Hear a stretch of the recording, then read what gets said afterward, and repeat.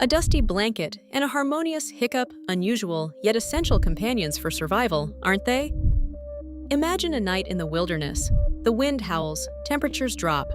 A dusty blanket, though unassuming, provides warmth, shielding you from the biting chill. Next, consider an unexpected phenomenon, the harmonious hiccup.